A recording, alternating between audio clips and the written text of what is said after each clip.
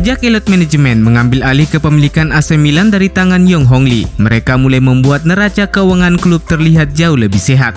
La Gazzetta dello Sport menyorot bagaimana Rossoneri di bawah era Yong Hong Lee bertaruh pada kedatangan pemain tertentu dengan gaji yang tinggi dan dengan biaya transfer yang besar, dengan harapan bisa memenangkan trofi atau setidaknya mengamankan tiket kembali ke Liga Champions secara langsung untuk membantu mematuhi finansial fair play. Namun langkah tersebut justru menjadi bumerang. Sekarang raksasa Serie A tersebut lebih cenderung menerapkan kebijakan pengendalian biaya dan ada batas gaji internal yang ditetapkan sebesar 4 juta euro atau sekitar 64 miliar rupiah per musim, dengan beberapa pengecualian seperti Zlatan Ibrahimovic yang akan turut mendapatkan bayaran di bawah nominal tersebut jika ia memperbaharui kontraknya.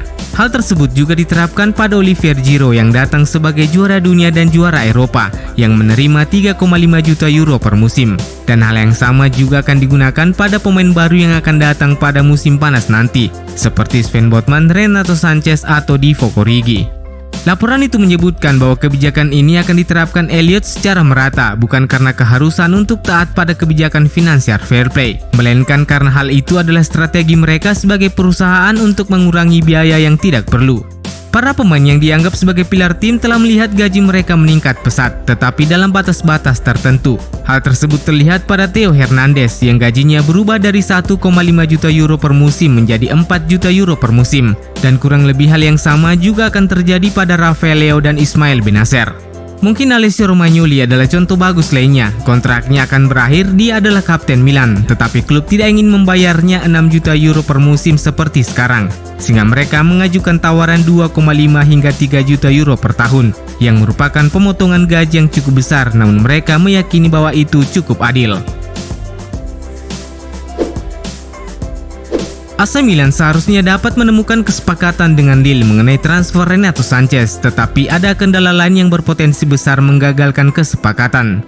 Menurut laporan Milan News, Milan telah mencoba pada hari-hari terakhir bursa transfer Januari lalu untuk mengontrak Renato Sanchez dari Lille, tetapi gagal mencapai kesepakatan karena tuntutan gaji yang tinggi dari sang pemain. Kemungkinan kesepakatan dengan Lille terkait nilai transfer tidak menjadi masalah bagi Milan, tetapi upah yang diminta oleh gelandang asal Portugal tersebut senilai 5,5 juta euro per musim dinilai terlalu tinggi untuk seorang pemain yang kontraknya akan berakhir 2023 mendatang. Renato Sanchez menjadi salah satu profil yang cukup dikagumi oleh manajemen karena mereka tahu harus mendapatkan gelandang berkualitas sebagai pengganti Franck Kessie yang akan pergi dengan status bebas transfer. Tetapi Milan juga sadar bahwa mereka tidak mungkin mempertaruhkan segalanya hanya untuk mengejar Renato Sanchez seorang. AC Milan tampaknya tidak ingin menaruh kepercayaan tinggi kepada Fode Ballo-Touré menuju musim depan, dan kemungkinan keluarnya bek kiri asal Senegal tersebut dari San Siro kian terbuka. Calcio Mercato melaporkan bahwa performa Ballo-Touré sejauh ini tidak cukup meyakinkan manajemen. Itulah sebabnya peminjaman atau penjualan secara permanen di akhir musim nanti sangat terbuka. Laporan tersebut mengklaim bahwa beberapa klub asal Prancis telah menunjukkan minatnya untuk membawa sang pemain kembali ke Ligue 1. Seperti yang telah dikemukakan sebelumnya bahwa masa depan Fode Ballo-Touré bersama Milan saat ini tengah berada di ujung tanduk. Milan tengah berupaya untuk melepasnya melalui skema peminjaman maupun dengan penjualan permanen. Calcio Mercato melaporkan bahwa Paolo Maldini dan Ricky Massara saat ini juga telah bekerja untuk mencari penggantinya. Beberapa nama yang ada dalam daftar saat ini adalah Fabiano Parisi dari Empoli, Andrea Cambiaso dari Genoa, dan Aaron Hickey dari Bologna. Selain 3 nama yang berasal dari klub-klub Italia, Milan juga terkonfirmasi juga telah mengalihkan perhatian mereka ke Brasil dan saat ini tengah mengincar Abner Vinicius bek kiri Atletico Paranes.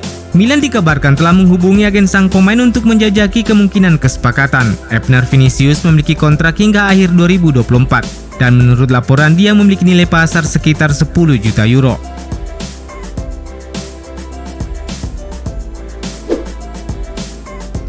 AC Milan dilaporkan telah menggali informasi soal peluang transfer Nicolo Zaniolo dari AS Roma, mengingat mereka perlu merevolusi lini serang mereka untuk musim 2022-2023. Akan tetapi harga yang dipatok Gelo Rossi cukup tinggi. Kendati demikian, jurnalis kawakan Salvatore Cantone melalui Twitter mengklaim bahwa situasi mungkin akan berubah beberapa pekan mendatang. Sky Italia turut melaporkan bahwa masa depan winger 22 tahun tersebut masih tak menentu dan Roma pun tak menutup kemungkinan penjualan permanen sang pemain. Selain Milan, Juventus dan Tottenham Hotspur juga telah menunjukkan minat mereka. Kontrak Zaniolo akan berakhir pada 2024 mendatang dan ia telah membukukan 4 gol dan 8 assist dari 33 penampilannya musim ini. Dan saat ini ia sedang berjuang kembali mendapatkan performa terbaiknya setelah pulih dari cedera ligamen yang dialaminya.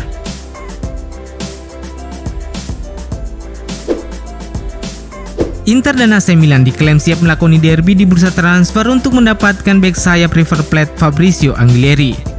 Kedua klub asal Milan tersebut sama-sama sedang mencari tambahan pemain baru dan Calcio Mercato melaporkan bahwa kedua klub tertarik pada bek sayap 28 tahun tersebut. Kontrak Anguilleri dengan River Plate akan berakhir pada bulan Juni dan karena itu dia kemungkinan memutuskan untuk mencoba pengalaman baru di Eropa. Salah satu yang menarik dari pemain ini adalah karena fleksibilitasnya. Ia bisa bermain di sisi kanan dan kiri pertahanan. Namun ada persaingan dari Spanyol untuk mendapatkan jasanya, karena Getafe dan beberapa klub asal La Liga juga tertarik mengamankan tanda tangannya. Fabrizio Anguilleri sejauh ini telah membuat 68 penampilan untuk River Plate, mengumpulkan 4 gol dan 13 assist.